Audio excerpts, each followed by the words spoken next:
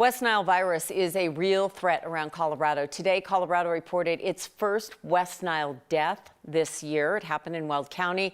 The health department there says a 53-year-old man died after being hospitalized. Dr. Payal Kohli joins us now to talk about West Nile. When I think of Colorado, I don't think of mosquitoes, but this year, certainly I do. So what kind of a problem is this really? It's been around since 2002 here in Colorado. Every year we've had West Nile cases. It's a little difficult to assess what the scope of the problem is because we don't know how many infected mosquitoes are out there. So the mosquitoes bite birds and then they bite us and they get infected. Now, rarely you can get West Nile from like a blood transfusion or an organ donation. Mom can pass it to baby as well. But the most common mechanism of transmission is those mosquitoes, which has been a bigger problem this year. Yeah, we've all been complaining about it. If you've lived in the Midwest before, you're like, oh my gosh. I have lived in the Midwest and the South, and I came here and it was like, a break. And then I've been here years. This is the first year I feel like I feel the mosquitoes in Colorado. And I think part of that is the humidity changes. We know that standing water attracts mosquitoes. The temperature changes as well. Some of our behavior potentially could also be making us more prone to be bitten because we're spending more time outdoors. So besides all the rules of long sleeves, stay away from water, DEET and everything, what if, so you get bit? Yeah.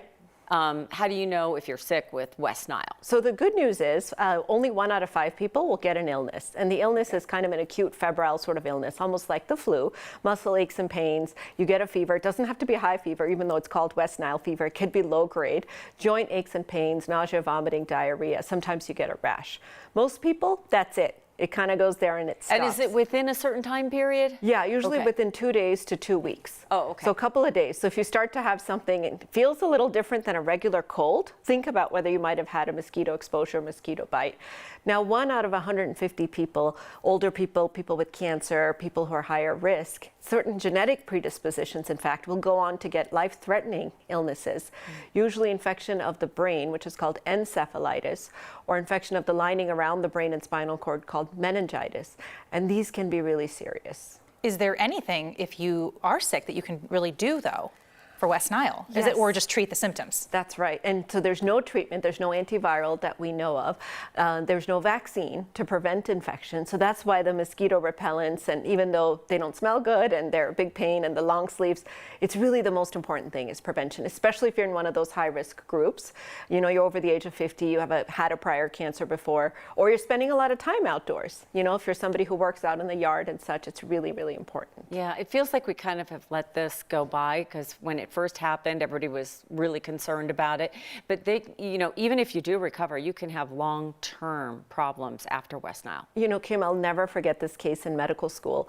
He came in a coma, not able to move, all the organs shutting down. We did a spinal tap and we found that it was in the brain and the meninges, the lining. And he was just never the same.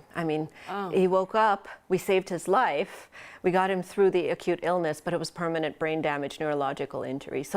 And of course, even death can happen. So even though it seems like it's not an imminent threat, I want us to know the signs and symptoms. I want us to be aware of our exposures so that, God forbid, we do end up progressing, we get care quickly.